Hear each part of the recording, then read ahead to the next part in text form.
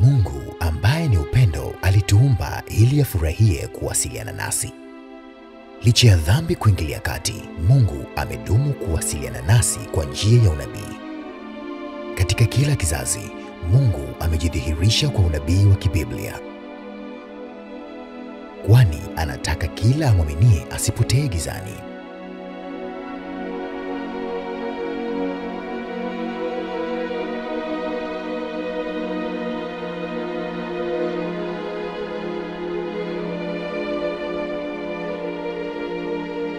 Karibu utembee nasi katika miali ya unabii. Karibu katika miali iongozayo hadi paradiso.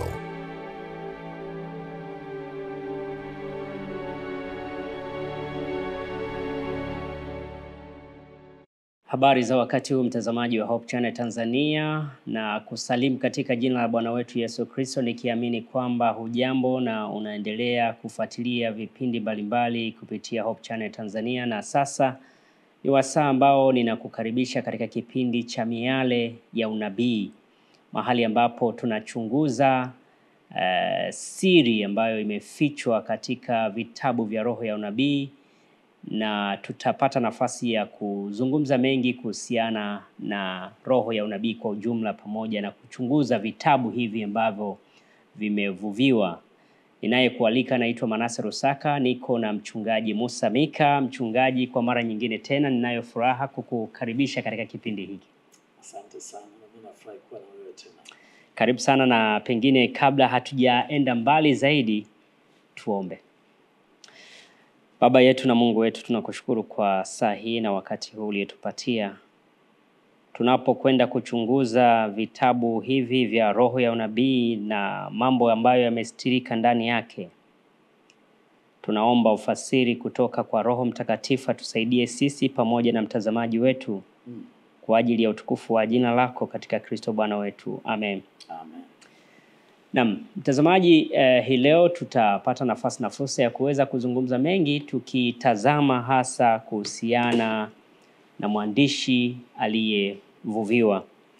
Kwa mujibu wa tovuti rasmi ya wadhamini rasmi wa machapisho ya Ellen G. White, Ellen White Estate, inabainisha kwamba mwandishi huyu ameandika vitabu vipatavyo 228 kwa lugha ya Kiingereza, na vitabu hivi vimetafsiriwa katika lugha mbalimbali kubwa duniani, takriban lugha zipatazo 137. Na wanazuoni wanamtaja mwandishi huyu kama miongoni mwa Wamarekani 100 muhimu wa muda wote, kutokana na mchango mkubwa wa maandishi na machapisho yake. Kwa kiasi kikubwa ulimwengu umebadilishwa kutoka katika mtazamo hasi kwenda katika mtazamo chanya kutokana na machapisho yake. Hii leo kupitia kipindi hiki cha miale ya unabii tutapata nafasi ya kuangalia hasa kuhusiana na uandishi wake, machapisho yake, na namna ambavyo yameleta mchango mkubwa kuiboresha jamii. Na kama nilivyokuambia kwamba ninaye mchungaji Musa Mika. Mchungaji Musa Mika, nimeshakukaribisha katika kipindi hiki, na ninatamani sasa twende moja kwa moja pengine kwenye historia fupi ya mwandishi huyu aliyevuviwa, Ellen G. White. Kwa wale ambao hawajawahi kusikia habari zake kama wapo, au kwa wale ambao wamesikia habari zake, pengine kwa kifupi historia yake. Asante ndugu mtangazaji Manase. Ellen Gold Hammond, ambaye ndiye leo anaitwa Ellen Gold White. Mzazi wake hasa alikuwa Hammond, ila baadaye alifunga ndoa na James White. Lakini basi Ellen Gold Hammond alizaliwa Novemba 26 mwaka 1827 katika mji wa Maine kule Marekani. Nilidodosa nikagundua kwamba kirudi nyuma kidogo, chimbuka lao hasa ni Uingereza. Kuna jamii yao inatokea kule Uingereza. Ukijaribu kurudi nyuma utagundua hivyo. Hii familia yake ambako alizaliwa ilikuwa ni familia ya Kimethodist. Wakristo wale wanaoitwa Methodist, na baba yake alikuwa mmoja wa viongozi wa, niseme kiongozi wa, niseme ni kigango, ni kikundi, lakini mmoja wa viongozi pale kanisani. Ellen katika familia kulikuwa na watoto 8, na tukimzungumzia yeye kama binti, alionekana kuwa na namna ya pekee sana ya kutafuta kwa kina mambo ya Mungu tangu udogo wake, ingawa ni aina ya wale watu ambao ni ungedhani sio watu wa kuongea sana kwa jinsi alivyokuwa, lakini alifanya bidii mapema kutaka kuwa na uhakika kwamba anaweza kuhesabiwa haki mbele za Mungu. Ila kwa ingawa ilimchukua miaka 7 kuweka sawa mambo yake ya imani, baada ya wazazi kumuunganisha na moja ya viongozi muhimu katika kanisa lao la Methodist. Ellen hakujaliwa kufanya shule sana. Alianza kusoma akiwa darasa la 3, akapata ajali, akapigwa na jiwe kutoka mwanafunzi mwenzake, na ilimharibu pua yake na akaanguka. Ni kana kwamba kuanzia wakati ule afya yake ilikuwa dhaifu sana. Kiukweli hakuendelea tena na shule. Afya yake ilishaathirika, na kwa hiyo kielimu kimzungumzia ni mtu aliyeishia darasa la 3. Moja ya vitu muhimu vya kukumbuka juu ya Ellen ni kwamba katika zama hizi anazokuwa kulitokea vuguvugu duniani juu ya mahubiri ya marejeo ya Yesu. Kulikuwa na makundi mengi kwenye nchi nyingi, lakini hasa yeye anaonekana kwenye kundi lililokuwa na ongozwa na William Miller, ambalo miongoni mwa mambo mengine lilikuwa limejifunza Danieli 8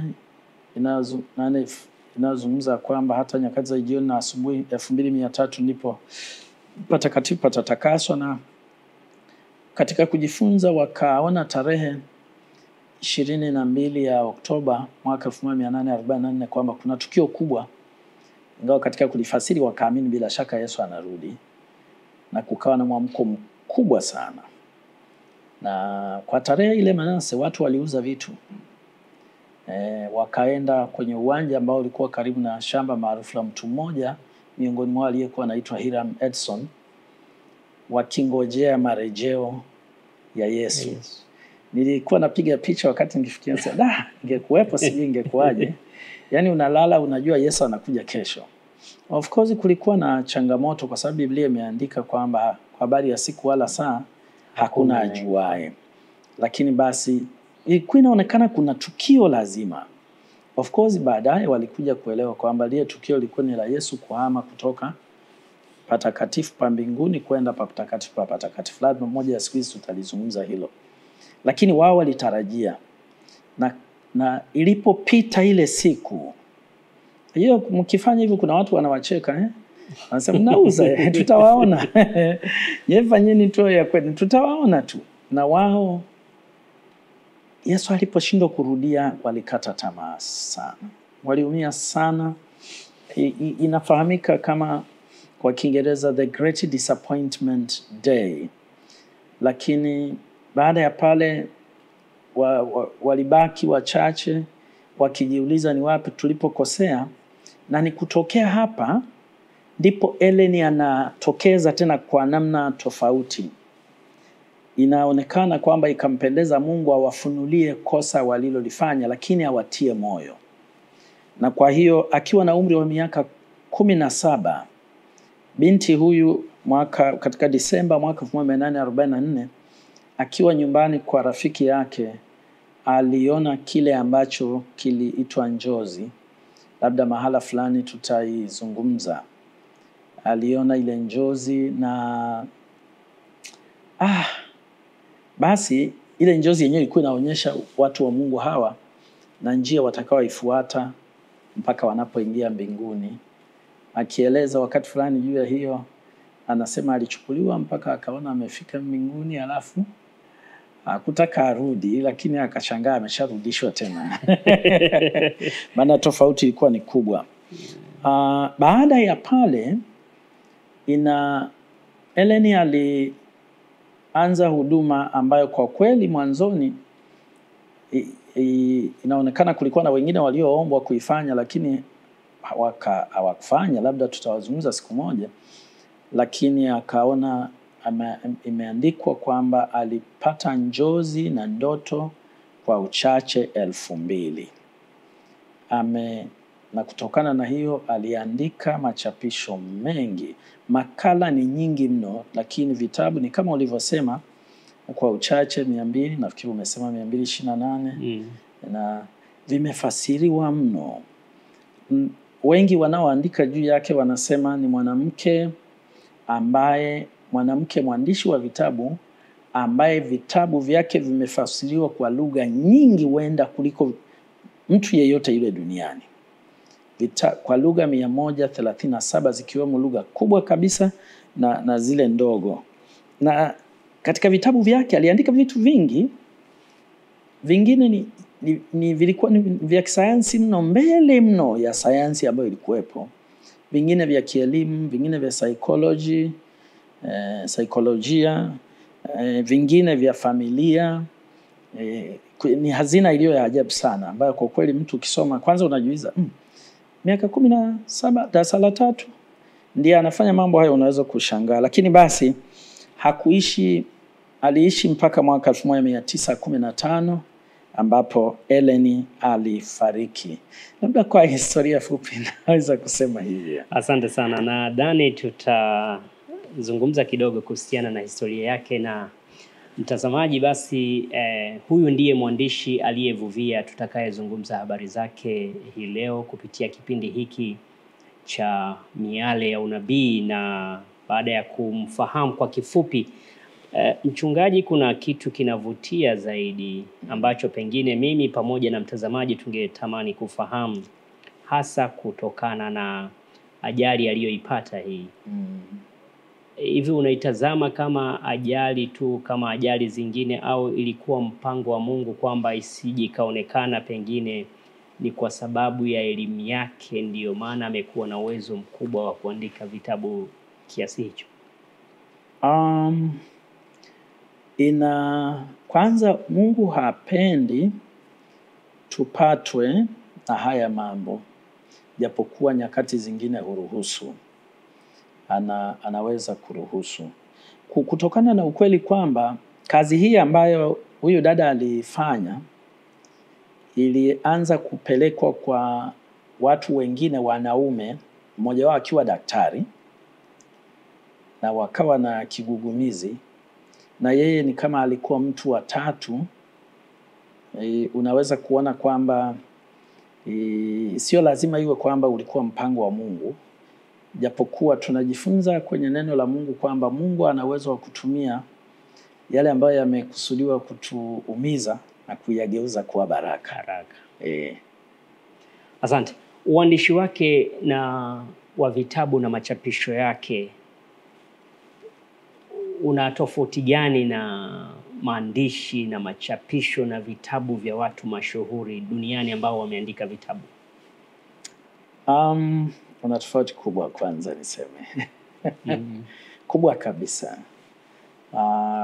Nitakuwa sitamung'unya maneno kupendekeza kwamba uandishi wake umevuviwa.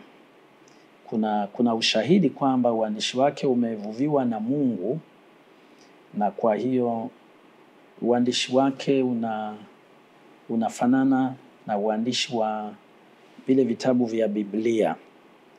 Yaani kwamba alipokea maelezo kutoka kwa Mungu kupitia kwa njozi akaandika, na kwa hiyo yako mengi aliyoandika ambayo kiukweli ni unabii. Yalikuwa ni utabiri wa mambo ya mbele na yakatimia, na mengine maonyo na mengine. Ngoja nisome kidogo. Kuna mwandishi mmoja anayeitwa Merlin Bart, ameandika kitabu kinachoitwa Kumwelewa Ellen White. Anaeleza mambo haya labda kama nikidondoa hapa. Anasema katika Agano la Kale kulikuwa na siri ya kupima uandishi wa mtu ambaye angeweza kuitwa nabii. Cha kwanza ambacho kilitazamwa ni manufaa ya kile alichokuwa anaandika, kwamba hicho anachoandika kitakuwa na manufaa gani kwa jamii. Hiyo iko kwenye Samueli wa kwanza 3 kuanzia ya 9.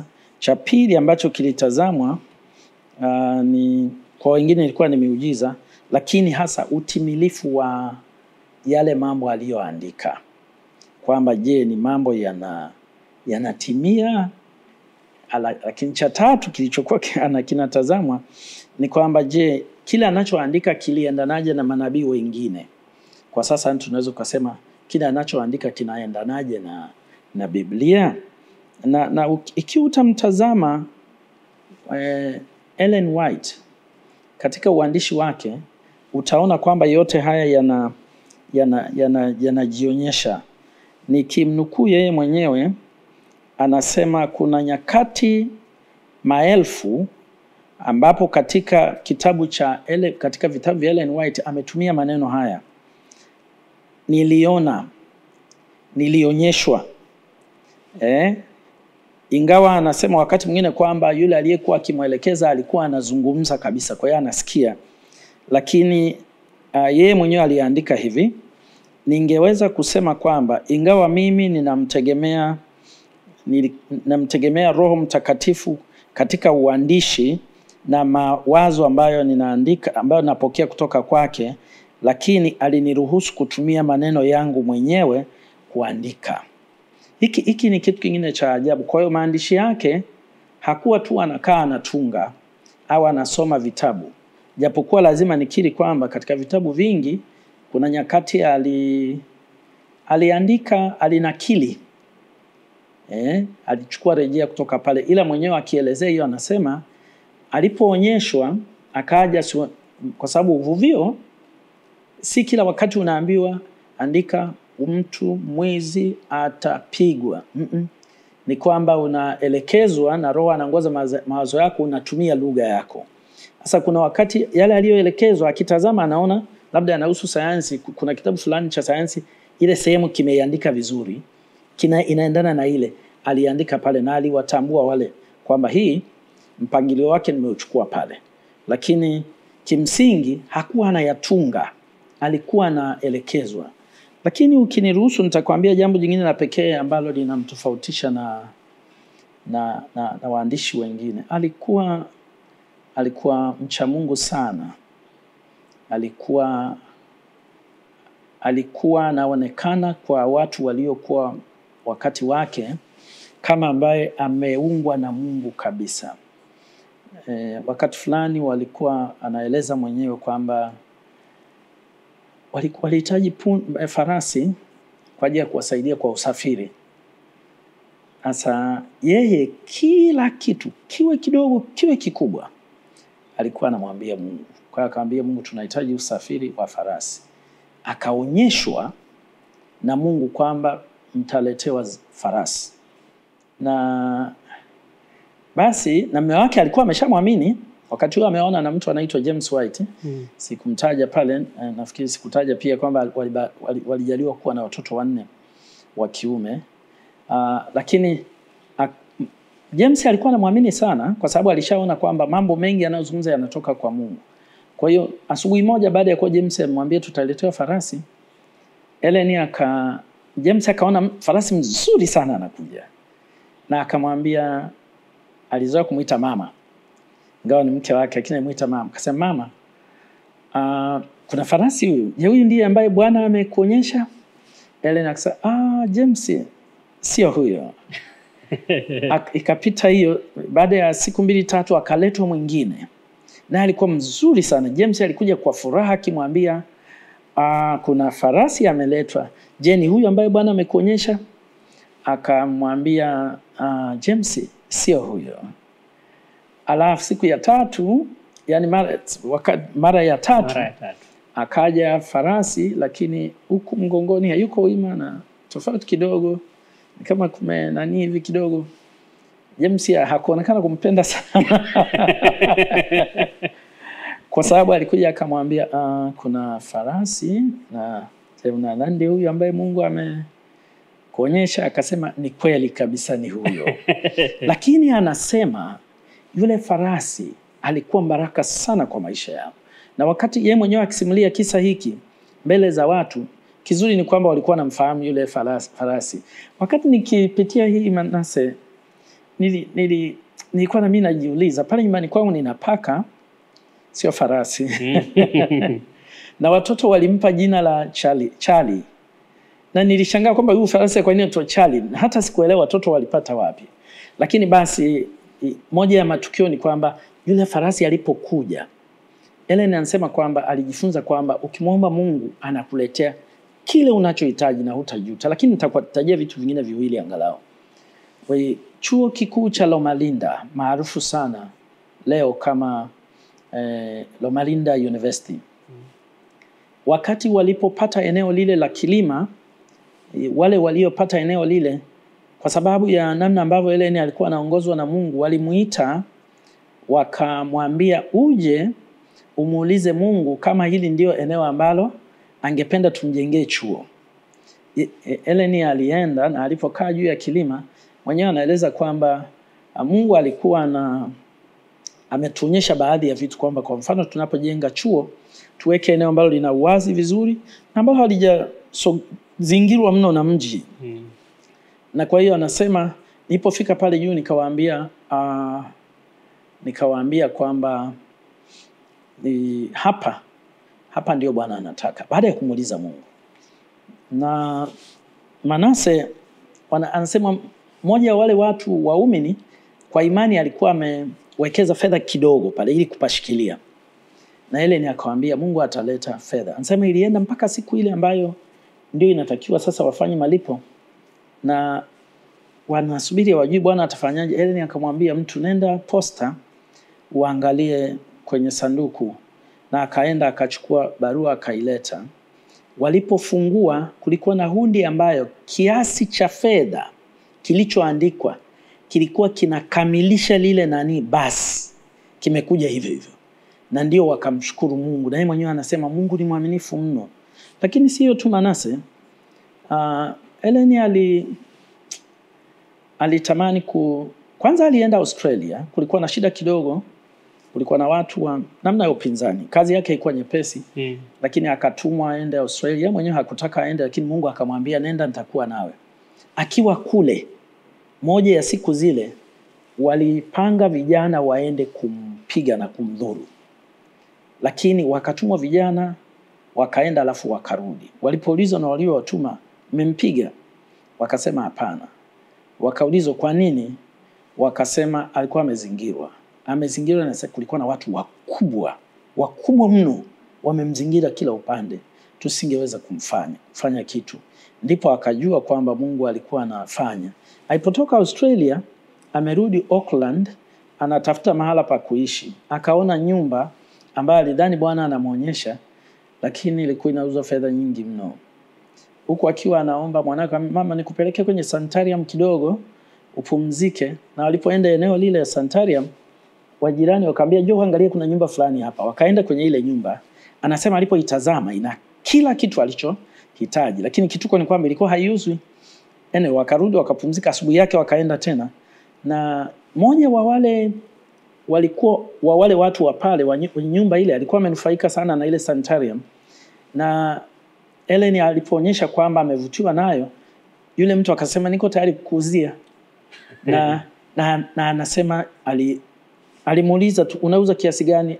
Huyu akamwambia wewe una kiasi gani? Wakaelewana, akainunua. Alikuwa mama wa ajabu. Kwa hiyo si kwamba tu alikuwa anaonyeshwa haya aliyoandika, lakini alikuwa anaonyesha ambaye anashughulika na maisha ya kila siku. Asante sana mchungaji kwa ufafanuzi huo. Pengine sasa tukibaki hapo kidogo kabla hatujaingia katika sehemu nyingine. Hivi uvuvio umegusia kuhusiana na kumuuliza Mungu. Mimi nilikuwa nachukulia kwamba uvuvio ni ile hali tu Mungu mwenyewe kwa mapenzi yake anakupatia.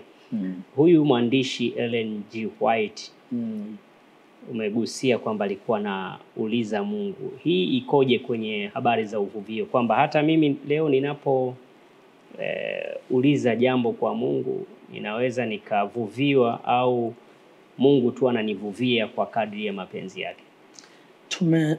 Biblia imetumia uvuvio, labda nisome aya moja kwa haraka katika Petro wa pili 1.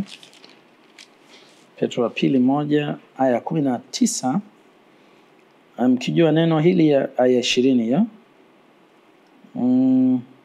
19, nasi tuna lile neno la unabii lililo imara zaidi, ambalo mkiliangalia kama taa ing'aayo mahali penye giza, mwafanya vyema mpaka kutakapopambazuka na nyota ya asubuhi kuzuka mioyoni mwenu, mkijua neno hili ya kwamba hakuna unabii katika maandiko upatao kufasiriwa kama apendavyo mtu fulani tu, maana unabii haukuletwa popote kwa mapenzi ya mwanadamu, bali wanadamu walinena yaliyotoka kwa Mungu wakiongozwa na Roho.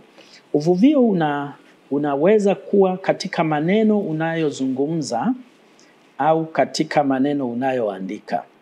Wazo zima la uvuvio, yani kama Mungu anakupumulia hivi, lakini kimaana kabisa ya Biblia ni kwamba Mungu anasimamia kulinda kile anachotaka uandike, ingawa anakupa au zungumze, ingawa anakupa nafasi ya kuzungumza kwa maneno yako. Asante sana mtazamaji. Basi kama ndo kwanza unajiunga nasi, hiki ni kipindi cha Miale ya Unabii. Hii leo tunaangalia mwandishi aliyevuviwa, na huyu si mwingine, tunamzungumzia mwandishi Ellen G. White ambaye ameandika machapisho au vitabu takriban 228 ambavyo viliandikwa kwa lugha ya Kiingereza na kufasiriwa kwa lugha zaidi ya 137. Sasa mchungaji tumemfahamu na tumefahamu namna alivyovuviwa katika uandishi wake, lakini pamoja na machapisho yake kuwa na mchango mkubwa kuibadilisha jamii katika nyanja mbalimbali, lakini hii leo tunapozungumza bado maandishi ya Ellen G. White kuna watu wanayatilia mashaka, lakini zaidi ya yote kuna baadhi ya wanazuoni pia ambao wanaona kwamba ni maandishi yenye maana sana, lakini bado yanawaingiza katika utata. Kwa mfano, mwanazuoni Walter Martin anamtaja Ellen G. White kama mwandishi aliyeandika kwa njia au namna ya kuvutia zaidi, ila anasema maandishi yake yanatatanisha kidogo. Shida iko kwa uandishi au aina ya uandishi wake, au shida iko kwa wasomaji wa machapisho na vitabu vya Ellen G. White? Asante ndugu mtangazaji. Shida haiko kwa maandishi. Kwa maandishi. Shida iko kwa wasomaji. Shida iko kwa wanao tafsiri. Unajua tuna Biblia hii moja tu. Lakini ndani kuna madhehebu yanayoamini kwamba yanaitumia huenda zaidi ya 200, na yote yanadai kwamba yamepata mamlaka yake ya kuwa hivyo kwa sababu ya hii. Kwa hiyo utagundua kwamba tatizo liko katika namna ya kuifasiri.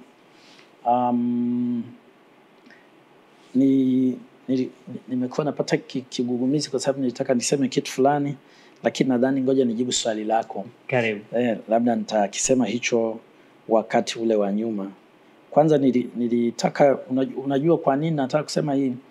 Ukisoma kitu ukiwa na mashaka nacho, utakuwa unajenga yale mashaka tu, na utakuta hata vile vitu ambavyo ulipaswa uvione vizuri, hutaviona vizuri. Alipoanza kuwa nabii, niseme hicho alafu niweke nimeacha hiki kingine kwanza. Alipoanza kuoneshwa, kama nilivyokuambia, njozi ya kwanza alipata akiwa nyumbani kwa rafiki yake sebuleni tu. Wakashtukia kwamba ameanza ameanza kuona na nataka nijenge hapo mheshimiwa mheshimiwa mtangazaji. Neno mheshimiwa siku hizi ni maarufu. Wakati wa Mwalimu Nyerere alikuwa linatumika sana. Mwalimu alikuwa anapenda tutumie ndugu. Hata rais tulikuwa tunamuita ndugu rais, lakini basi hata yeye alimuita mwanae Makongoro, alimuita mheshimiwa alipochaguliwa mbunge pale Arusha. Anapoanza kuona ile njozi ya kwanza ambayo alionyeshwa jinsi kundi hili dogo lilivyokata tamaa, na kama njia ikiwa imeanza kuwa pana, watu wamo ndani, kila mmoja ana mzigo wake. Nyingi za simulizi unaweza kuzipata katika kitabu cha Lafboro kinachoitwa Advent Movement, hakijafasiriwa kwa Kiswahili, lakini wengi kila mmoja na mzigo wake. Kadri wanavyoenda njia inakuwa nyembamba, kwa wanapunguza mizigo, ikawa nyembamba sana mpaka wakapunguza kabisa mizigo yote, na waliostahimili kupita kwa shida hivyo hatimaye wakatokeza. Ni kama vile kulikuwa na nuru mbele inayoangazia. Moja ya vivutio ni jinsi alivyokuwa anaona haya maono haya. Ninaisema hii kwa sababu bila shaka itamsaidia hata yule anayesoma. Alipoingia kwenye kuona maono, alianza kwa kutamka neno la Kiingereza glory, na alianza kwa sauti ya juu, glory, lakini iliendelea kufifia, si neno, ila sauti inapungua kama anaonekana anaenda mbali zaidi. Glory, glory, glory. Anatamka hivyo. Hiyo ilikuwa ishara kwamba anapoanza. Nataka uone namna alivyokuwa anaingia kwenye hizo njozi. Nacho ni moja ya vitu ambavyo vinavutia. Nitakueleza kwamba aina hii utaiona kwenye kitabu cha Danieli, sio lazima ifanane hivyo. Danieli 10 aya 8 na ya 9 inaonyesha hiki ambacho naye alikipitia, kuonyesha kwamba alikuwa kweli nabii. Baada ya hivyo, ndani ya dakika kama 3 alikuwa kama kuanguka chini, lakini kama aliyeishiwa nguvu hivi akaenda mpaka chini. Lakini japokuwa baada ya muda mfupi alionekana kusimama, na aliposimama alikuwa anaongea, anafanya mikono hivi au anafanya hivi, macho yamekaza hivi. Vitu vichache walivigundua kwa haraka. Wakati akitazama, macho yamefunguka, hizi kope zilikuwa hazichezi. Walifanya kila njia kwa kupima kwamba haziwezi kuchezeshwa, hazikucheza. Wakati anafanya hivyo, waligundua kwamba ingawa moyo unadunda lakini hapumui. Walileta mpaka mshumaa karibu hapa waone. Madaktari walikuja wakapima. Huu ni ushahidi wa mtu aliyekuwepo akipitia njozi hizi mara 50. Alafu wakati akiwa katika hiyo, kama alikuwa anafanya hivi, huo mkono akiufanya hivi, usingeweza kuugusa. Alikuwa na nguvu sana. Na hii yote inafanana, yani ile kwanza kuishiwa nguvu hivi kwa kama na faint, lakini pili kuwa na nguvu zisizokuwa za kawaida, na kuwa hapumui lakini anafanya kazi, zinafanana kabisa na manabii kama ilivyokuwa wakati ule wa kina Daniel. Na nimekuambia unaweza kusoma Danieli 10 aya 8 na 9. Au nisome? Soma halafu tuhame hapa. Sawa. Danieli, nitakuwa sijasema sentensi ya jibu lako, lakini nitaisema. Nafikiri bila shaka kabla hatujamaliza nitakuwa nimeisema vizuri. Danieli 10 aya 8 na ya 9 anasema hivi. Aya 8 na ya 9, basi nikaachwa peke yangu, nikaona maono haya makubwa, wala hazikubaki nguvu ndani yangu, maana uzuri wangu uligeuzwa ndani yangu kuwa uharibifu, wala sikusaziwa nguvu. Walakini nilisikia sauti ya maneno yake, nami niliposikia sauti ya maneno yake ndipo nikashikwa na usingizi mzito, na uso wangu umeielekea nchi. Natazama mkono ukanigusa, ukaniweka juu ya magoti yangu na vitanga vya mikono yangu. Sasa hii ni moja, kwamba namna alivyokuwa anaingia kwenye maono inafanana kabisa na namna manabii wengine wa Biblia walivyokuwa wanakuwa. Ndio hicho nilikuwa nasema, lakini nirudi kwenye vile vitabu.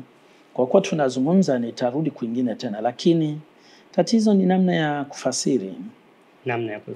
Namna ya kufasiri. Bila shaka moja ya siku hizi tutazungumza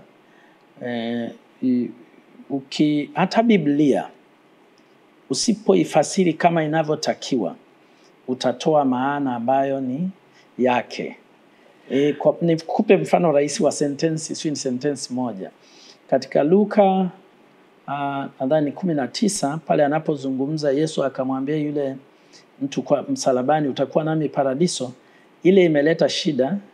Watu wengine wanasema Yesu alienda naye paradiso siku ile. Lakini tatizo lake lilikuwa ni moja. Ukifuatilia lugha ya asili haikuwa inaweka zile punctuation marks. Na kwa sababu hiyo waliokuja kuweka hawakujua pa kuiweka. Kwa hiyo ilipowekwa pale kwamba utakuwa nami leo hii utakuwa nami paradiso, watu wakajua imekuwa. Kumbe wangesema akamwambia na kuahidi leo hii utakuwa nami paradiso, inafanya tofauti yote. Kwa changamoto iliyopo ni jinsi ya hao wasomaji wanavyofasiri, na ipo namna ya kuyafasiri. Asante, na nadhani hapo tutakuja kupazungumza zaidi. Basi mtazamaji, kama ndio kwanza unajiunga nasi, asante kwa kutenga muda wako wa thamani kuwa pamoja nasi katika kipindi hiki cha Miale ya Unabii, na tunamzungumzia mwandishi aliyevuviwa hii leo. Niko na mchungaji Musa Mika. Tutakwenda katika mapumziko mafupi, tukirejea tutaanzia mahali ambapo mchungaji Mika Musa alipokomea. Tafadhali usiondoke. Wakati mwingine maisha huingia giza. Furaha hutoweka. Tumaini hukauka. Dunia husema hapa hakuna njia tena. Lakini katikati ya giza, nuru huangaza. Nuru ya matumaini. Nuru ya Kristo. Kutoka jiji la Dar es Salaam, tukio maalum linalowasha tena mwanga wa Injili linakuja. DarNet Event, nuru ya matumaini kwa kila moyo, kila familia na kila nyumba. Mikutano ya moja kwa moja kupitia Hope Channel Tanzania, AWR Tanzania, Rock FM Mbeya na katika mitandao ya kijamii. Ujumbe wa wokovu, nyimbo za kuinua mioyo yetu, maombi ya kugusa maisha. Nuru hiyo inawaka tena na haitazimika kamwe. Karibu kwenye DarNet Event, nuru ya matumaini, live kutokea Dar es Salaam kuanzia tarehe 10 hadi 31 Mei 2025, kila siku kuanzia saa 11 jioni hadi saa 2 usiku. DarNet Event 2025, nuru ya matumaini.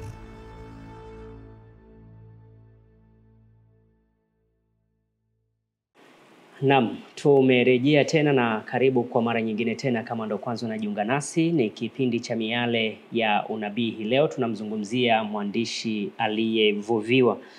Na kwa sababu maandishi ya Ellen White ni ya kinabii, sasa mtu anapaswa kuyasomaje?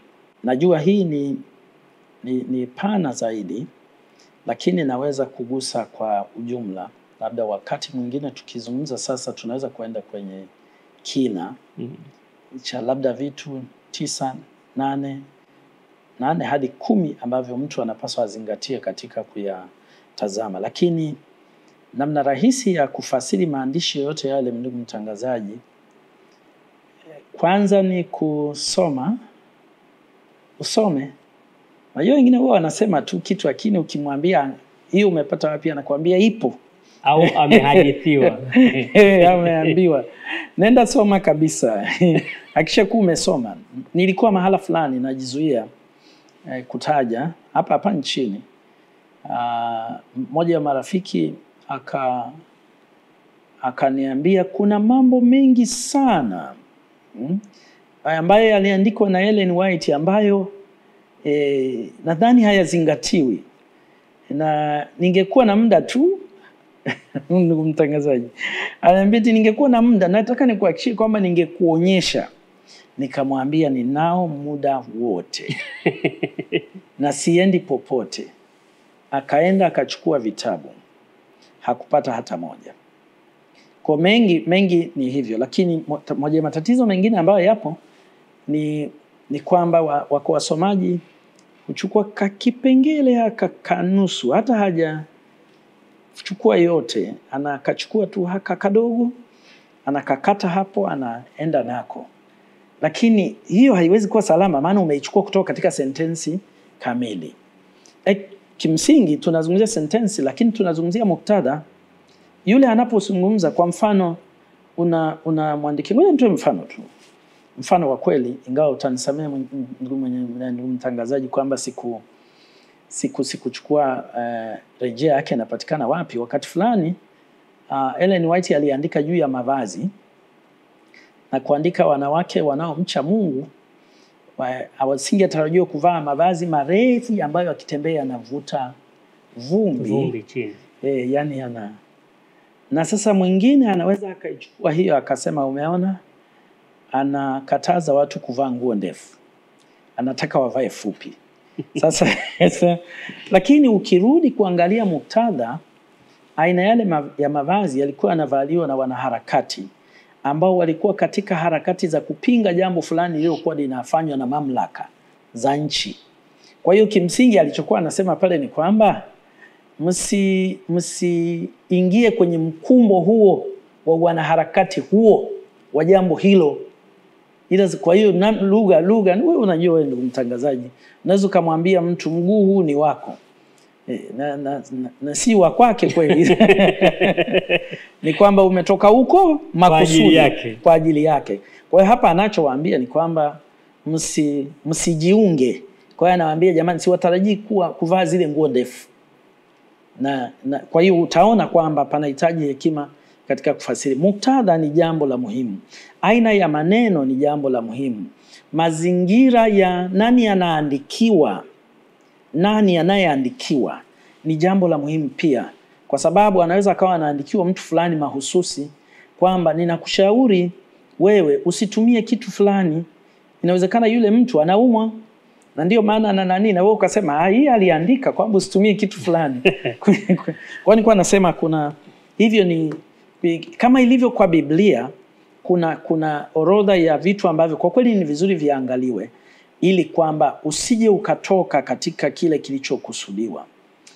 Ni kurudisha nyuma kidogo mchungaji, katika sehemu ile ya kuvuviwa.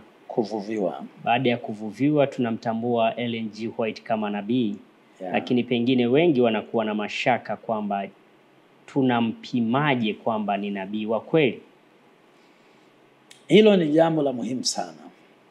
Nilianza kusema muda ule kwamba walianza kwanza kusema kwamba sijakawa ni mtu tu anatufanyia mazingaombwe na sisi tukawa tunaimba wimbo ambao hatufahamu.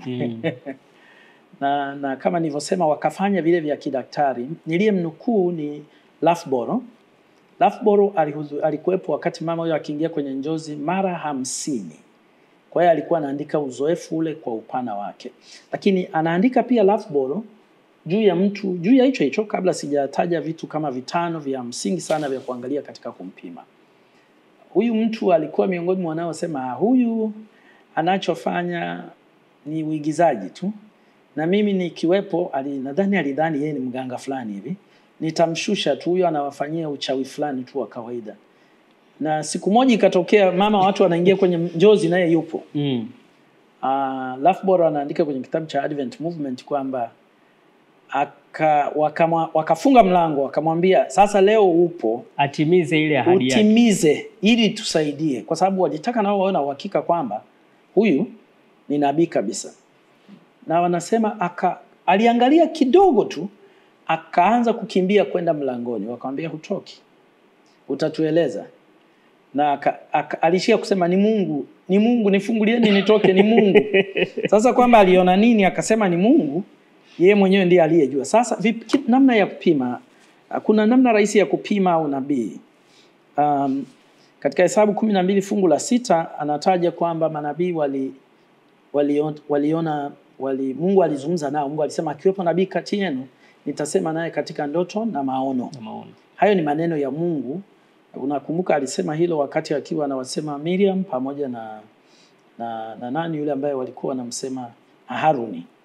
Musa amemwoa yule mwanamke wa Kiafrika huku Mkushi, Zipora, mweusi. Wakalalamika kidogo, basi huenda si hiyo zaidi. Waliona kama Musa anaamika ni yeye mwenyewe. Mungu akasema akiwepo nabii kati yenu nitasema nanyi kwa ndoto na maono. Kwa hiyo Mungu mwenyewe alitamka kwamba anazungumza nao, na moja tumekwisha kuona kwamba mama huyu alionyesha njozi kwa uchache 2000. Lakini kitu cha pili, kipimo cha muhimu sana katika unabii wote ule ni kile kilichoandikwa katika Isaya 8 mstari wa 20, na waende kwa sheria na ushuhuda. Na sasa sheria lazima ujue hapa inazungumzia vile vitabu vitano vya Musa. Waende kulingana na ushuhuda ni vile vitabu vya manabii katika tafsiri rahisi ya sasa. Kwa hiyo kama ni lugha ya leo, na waende sawasawa na maandiko ya Biblia, yawe ya Agano la Kale, yawe yana vitabu vitano vya Musa na mengine yote ambayo walionyeshwa manabii.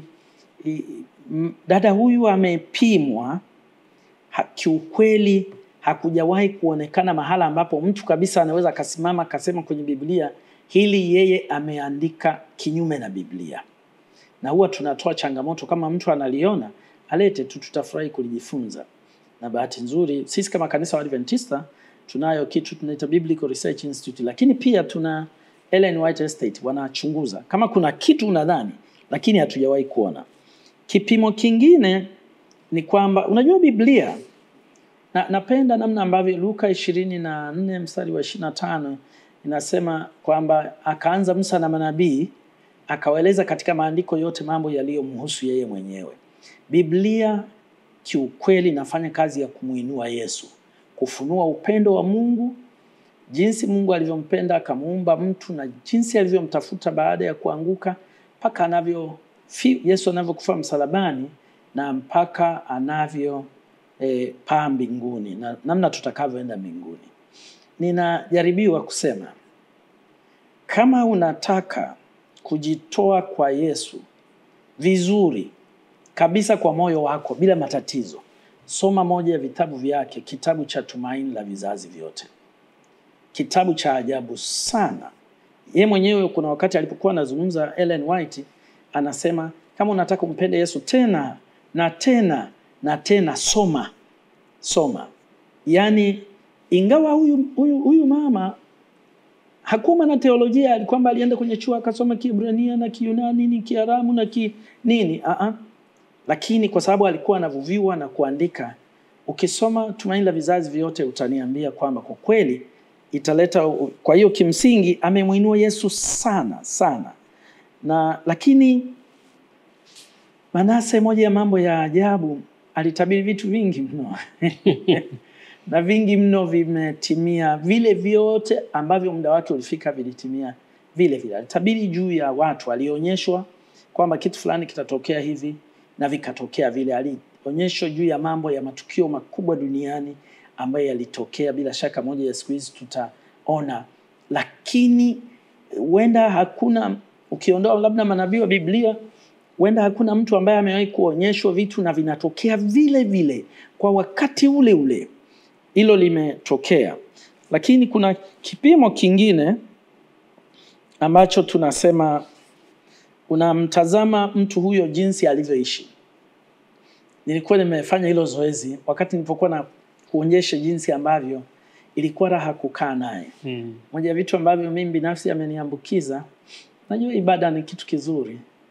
Naweza kupenda kukaa, ninavyoendesha ibada pale niligundua kwamba kuna wakati wao walipokuwa wakikaa kwa ibada wanaweza wakasema tusome tu, wanaimba alafu wanasoma, alafu wanatulia kutoa nafasi kwa Roho kutafakari. Yaani siku hiyo wanasoma tu neno, wanalisoma tu, alafu wanatafakari, wanatulia. Sio lazima wahubiriane ili neno lizame. Au wanafika yeye alikuwa na desturi ya kuandika kwenye shajara yale mambo ambayo wanamuomba Mungu, alafu Mungu anayatimiza. Na siku moja akizungumza kwenye mkutano mmoja alisema, kama ningesema nizungumze nanyi ni shuhuda ambazo Mungu amenitendea, ni jambo la ajabu, muda usingetosha. Lakini alikuwa mwema. Kwa kimsingi katika vipimo hivi imethibitika hakuna anachopungua. Ni nabii wa kweli. Maandishi ya Ellen G. White yamevuviwa. Lakini pia waandishi wa Biblia tunaambiwa wamevuviwa. kumekuwa na mkanganyiko huo kwamba Waadventista wa Sabato wanamwamini Ellen G. White pengine kuliko kuamini Biblia.